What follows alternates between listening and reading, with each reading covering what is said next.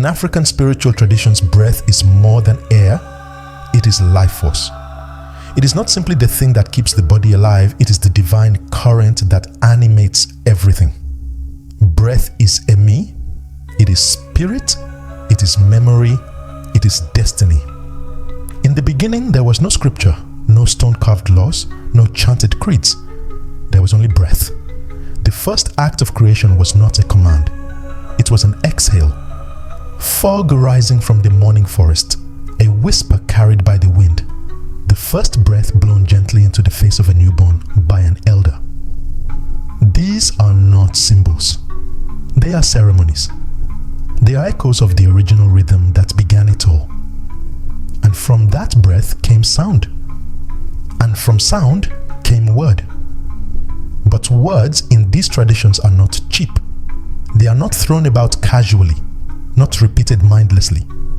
Words are summoned. They are alive. They are charged with spirit and intention.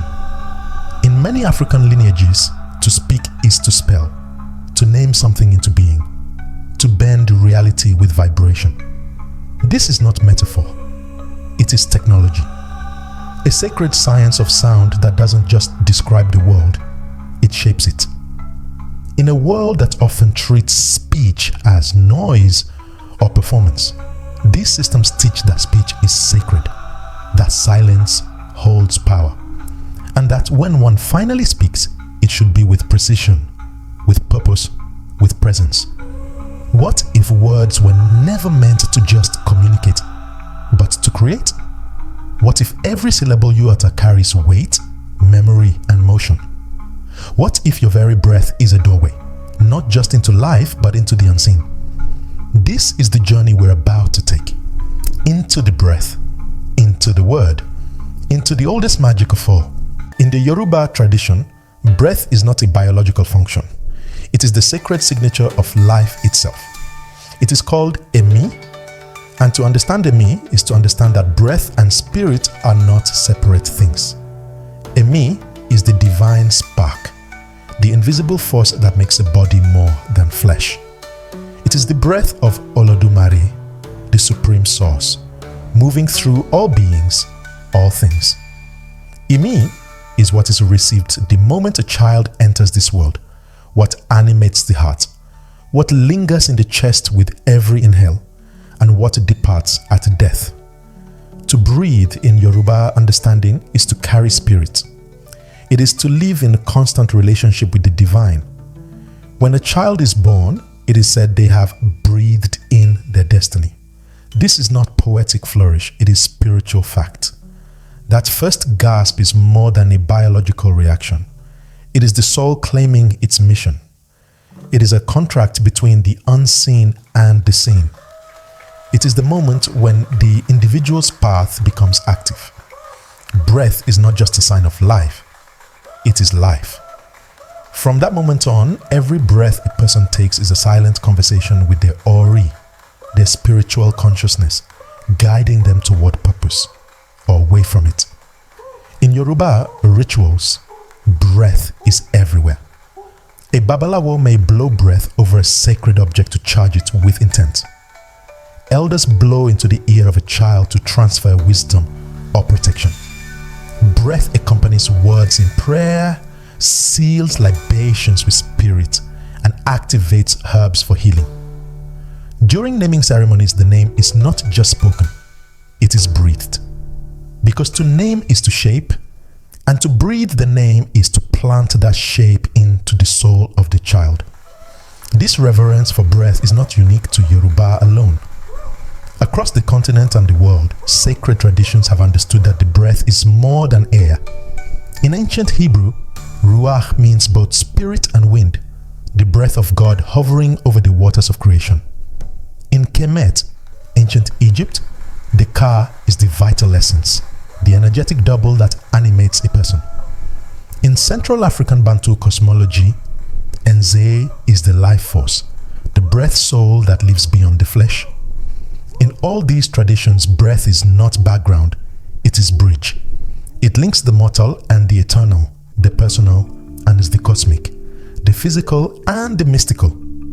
A me also governs how one speaks. In many African languages, speaking carelessly is not simply a social flaw. It is a spiritual risk.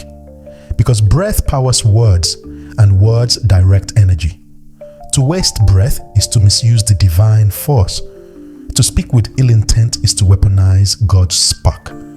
But to breathe with awareness, to speak with clarity, to honor the vibration of your own voice, this is sacred alignment. To breathe is to remember that you are a vessel of divine force, not metaphorically, literally. Every inhale is a reminder that something greater is moving through you, sustaining you, whispering through your ribs. Every exhale is an opportunity to shape the world around you, through word, through intention, through vibration. In the modern world, breath is often overlooked. We rush through life with shallow chests and hurried speech. But to the ancestors, breath was not something to take for granted. It was a tool, a gift, a guide. They understood what science is only now beginning to rediscover, that how we breathe shapes how we live, think, feel, and connect.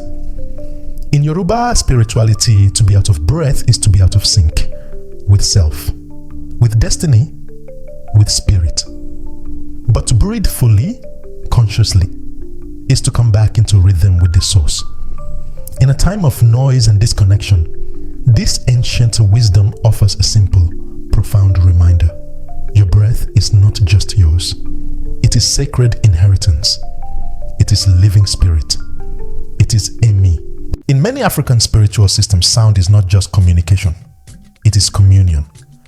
It is a frequency of intention, a tool of alignment, a force that bridges the visible with the invisible. It's not what you say, it's how you say it.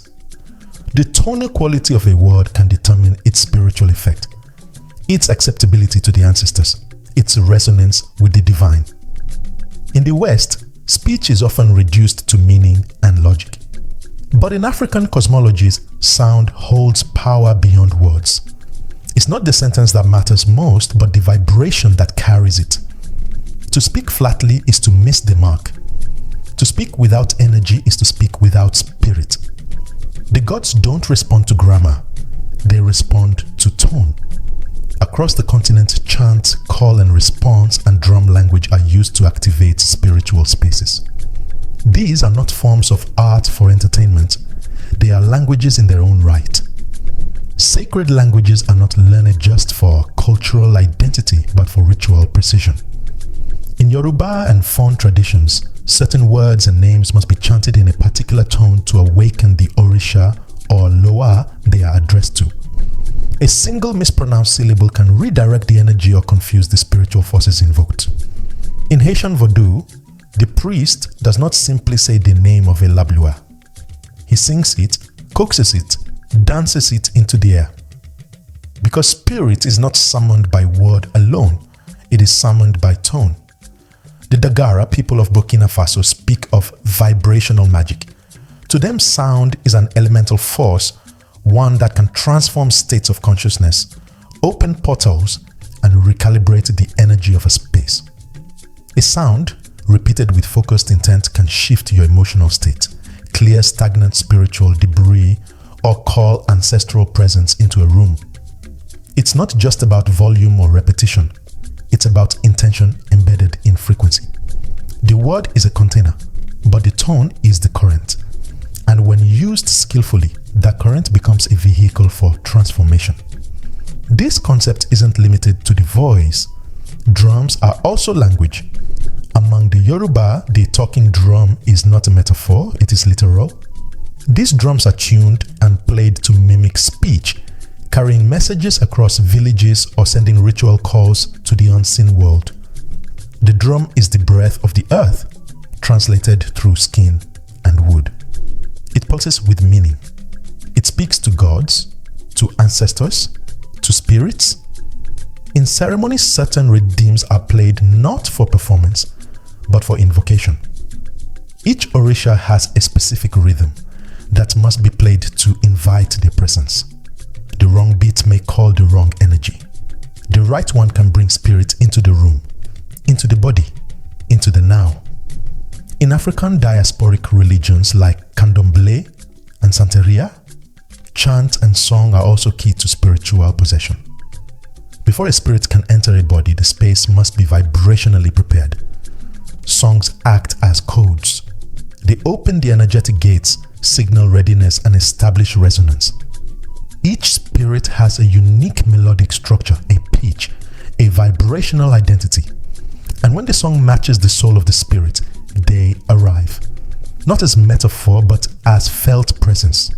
People shake, moan, dance, weep, not because they're performing, but because they've tuned in. To understand this is to realize that sound is not decoration. It's not filler. It's not background. It is the foreground. It is the force. In these traditions, to speak or sing or drum is to create motion in the unseen world. It's a way of moving energy, directing power, shifting states. The idea that every god has a tone, every spirit has a pitch, is not poetic exaggeration. It is spiritual science. It is practiced knowledge. It is what allows a priest to call down rain, a mother to calm a spirit-struck child, a community to dance their grief into healing. Sound is a portal, and when used with purpose, it becomes a key, not just to worship, but to transform. In African spirituality, sound is not just heard, it is felt, honored, and directed. Because at the end of the day, the gods are not listening to your words, they're listening to your tone. In many African spiritual systems, initiation is not a simple ceremony. It is a transmission, a moment when the veil between the visible and invisible is lifted, and the soul steps into deeper knowledge, responsibility, and alignment.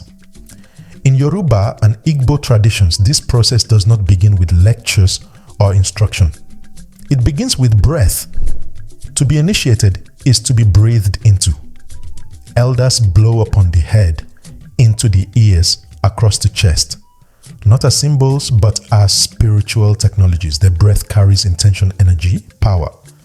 It is not just air, it is emi, chi, ancestral current moving from one vessel to another. The act of whispering sacred names or chants during initiation is not about secrecy, it is about resonance. The word, when spoken with breath, penetrates beyond the ear. It enters the spirit. In these rites, the name is not merely told, it is bestowed. Names are breathed, not just spoken.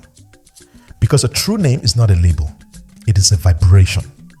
It is a spiritual formula encoded with purpose. And when an elder exhales that name into your being, they are not just telling you who you are, they are activating who you are meant to become. They are setting your destiny in motion with breath as the carrier. Throughout the initiation process, breath plays a central role in the preparation and activation of sacred tools.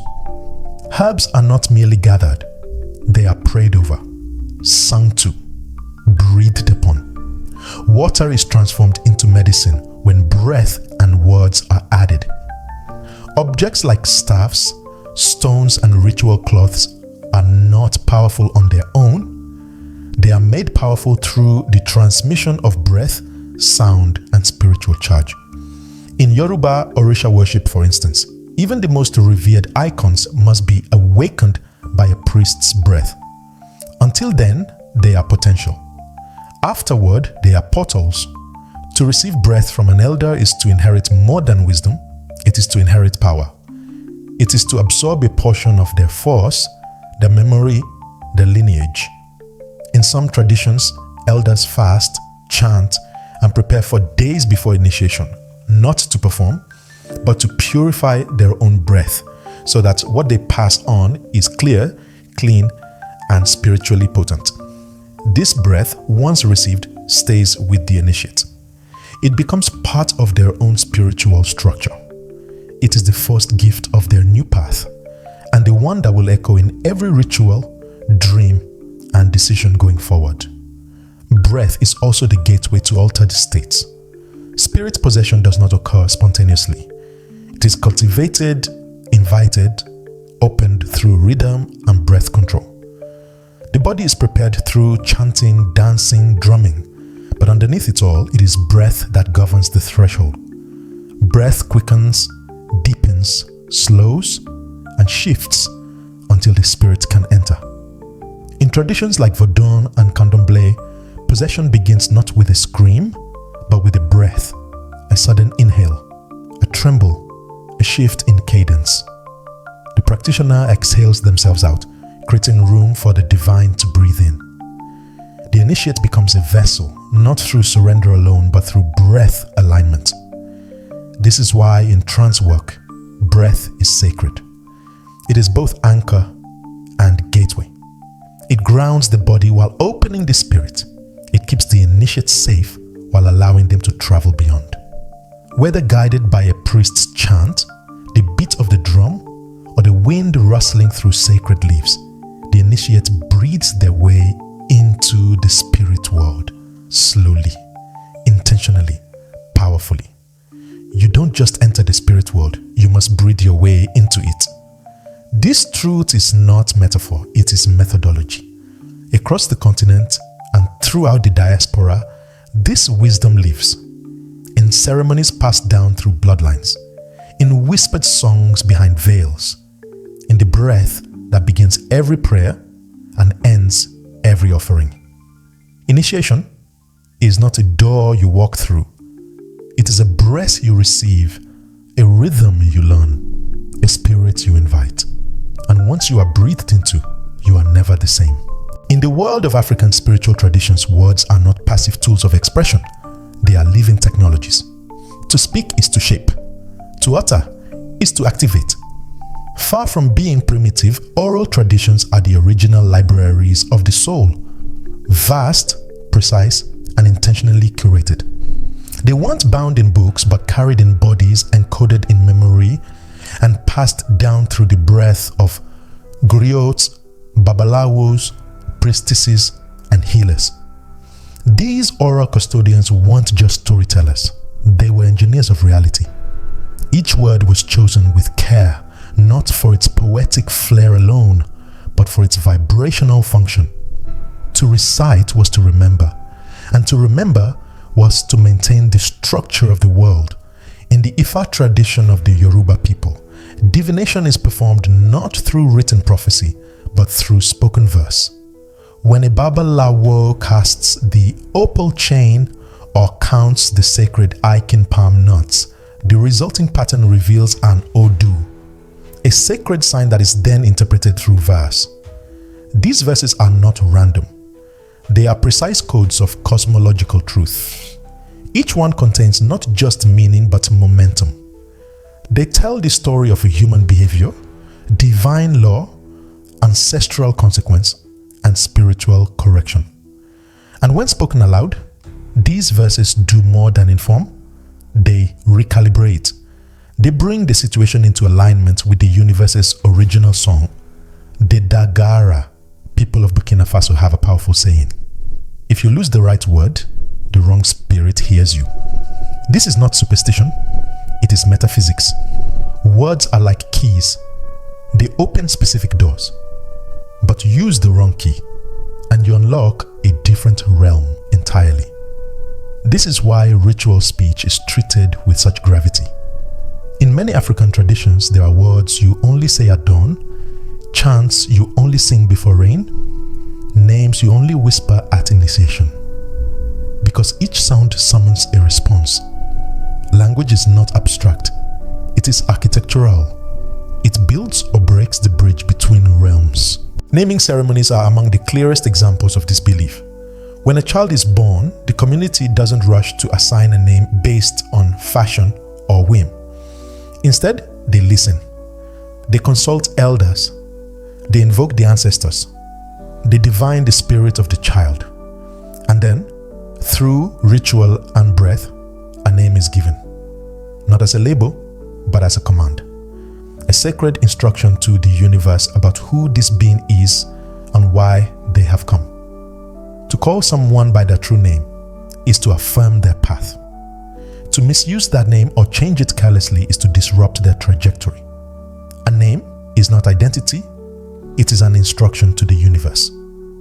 This truth lives in the bones of African spirituality. It reminds us that we are not just beings, we are vibrations in motion. And the words we carry either harmonize us with our purpose or pull us into dissonance. The griots knew this. When they recited genealogies or sang the epics of kings and warriors, they weren't performing. They were preserving spiritual codes. Their voices weren't entertainment, they were medicine. In this tradition, language is power, not metaphorical power, real, usable, transformative power. The right word, spoken with the right breath at the right time, can heal wounds, shift destiny, or summon the dead.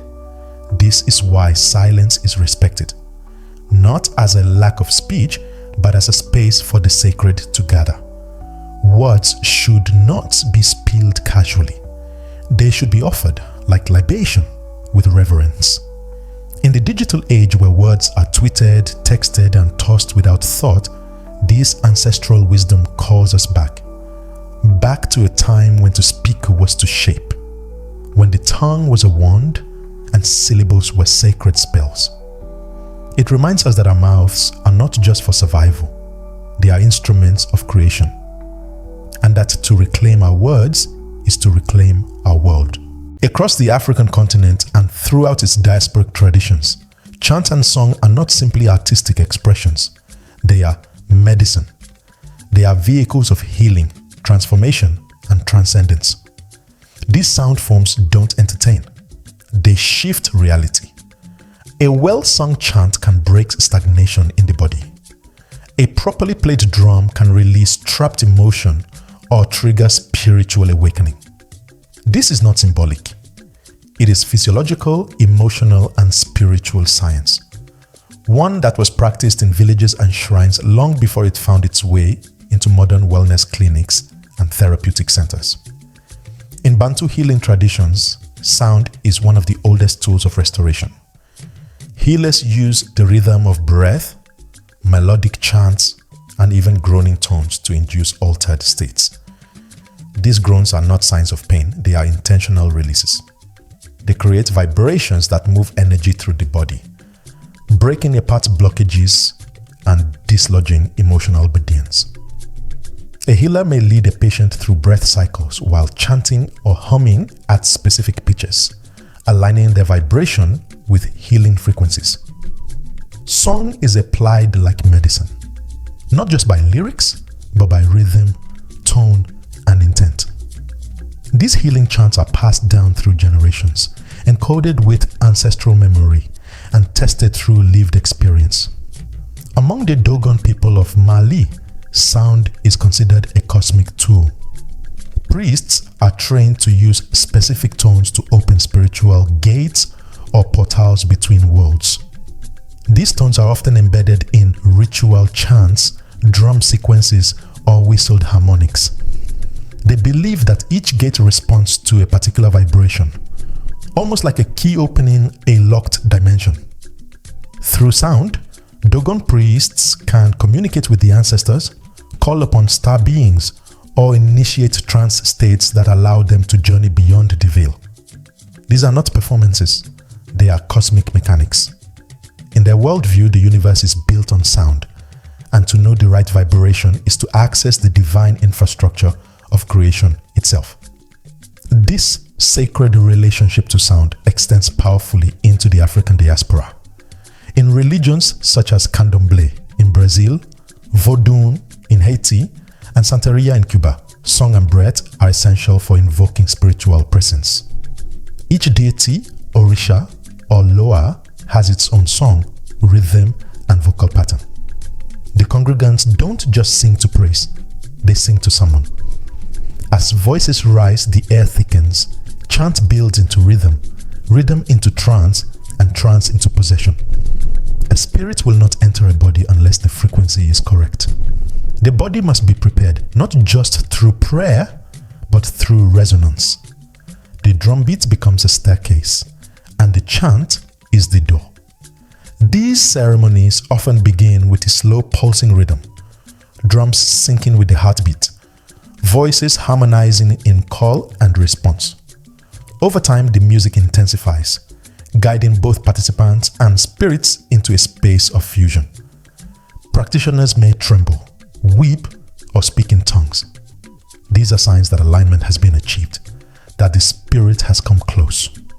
And always, breath is present, controlled, deep, circular.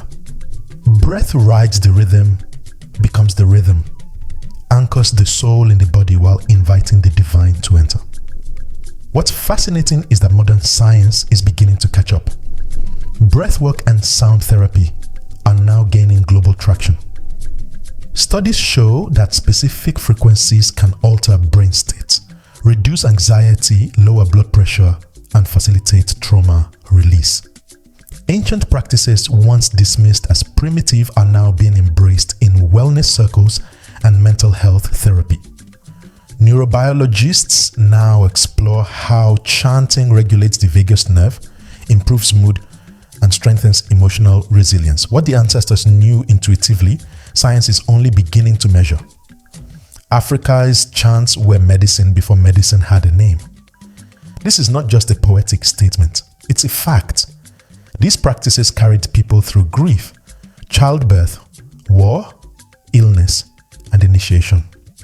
They did not need hospitals to heal because they had sound, they had rhythm, they had breath, and they understood something we are just beginning to remember.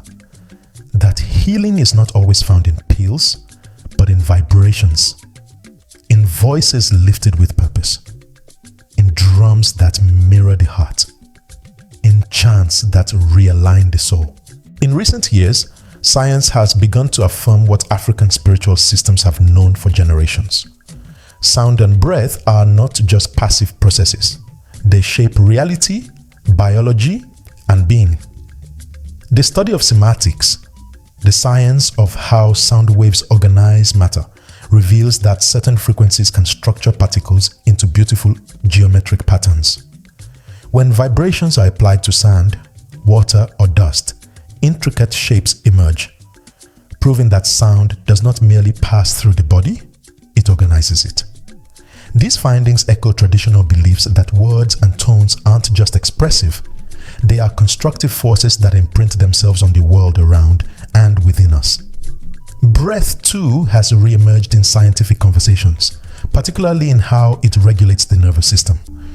Deep, conscious breathing is now linked to activating the parasympathetic response, reducing stress, lowering blood pressure, and enhancing emotional stability. What is new data for science is ancient knowledge for African elders who used breath intentionally in ritual, prayer, healing, and initiation. They knew that a calm breath leads to a calm spirit, and that breath rhythm is not just physiological, it's spiritual pacing. The body follows the breath and the spirit follows the body. To regulate the breath was to stir the soul.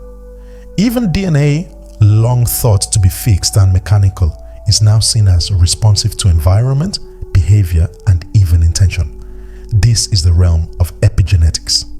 Studies suggest that exposure to trauma or healing behaviors can alter gene expression, affecting not just the individual, but potentially future generations. In African cosmology, this is not surprising. Elders have always said that how you speak to a child shapes their destiny. Words carry energy that lives in the body long after they are spoken. Praise can uplift generations.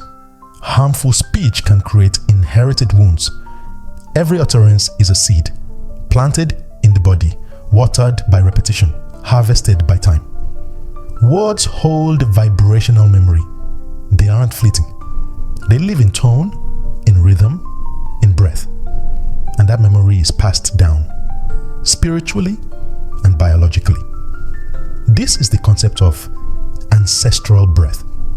Every breath you take isn't just your own. It is the breath of those who came before you. The air that fills your lungs has passed through the prayers, songs, and sighs of your lineage.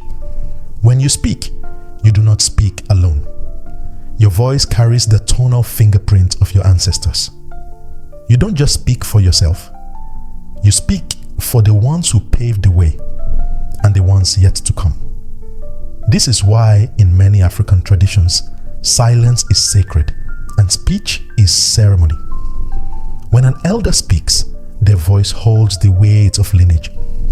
When a child receives a name, it echoes back through generations and forward into possibility. When a healer chants, the vibration doesn't just affect the moment, it awakens memory coded into the cells. These are not superstitions. They are practices built on experiential knowledge of how language, vibration, and breath shape not only consciousness but physical life. Your voice carries more than sound. It carries blood, memory, and future. This statement is not metaphor, it is instruction.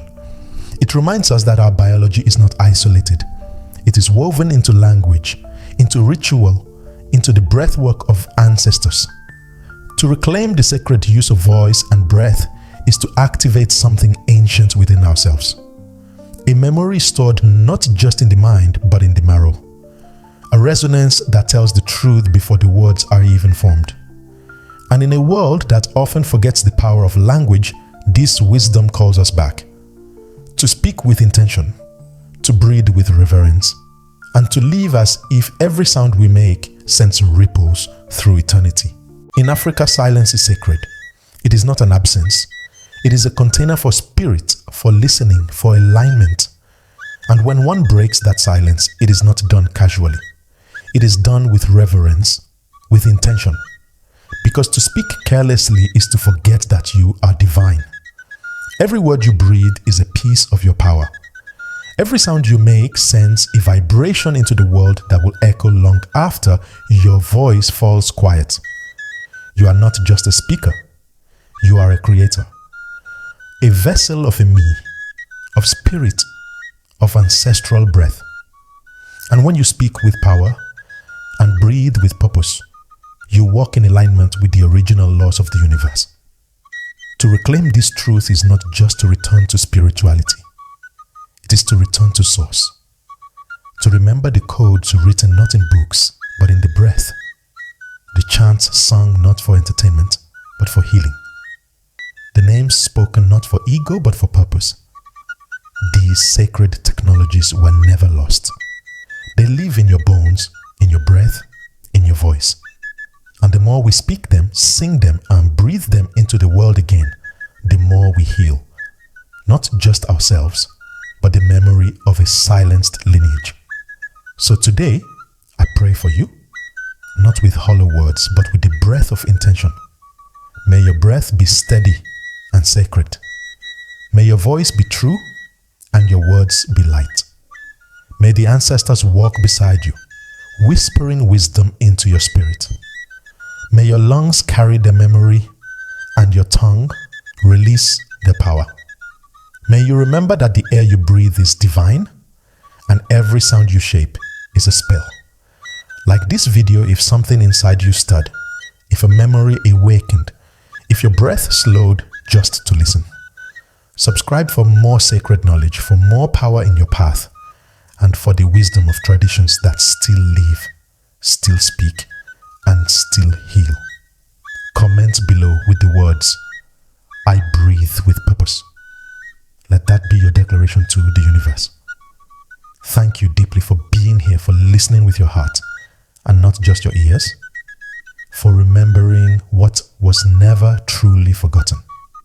Until next time, breathe with intention, speak with power, and walk in the rhythm of your soul.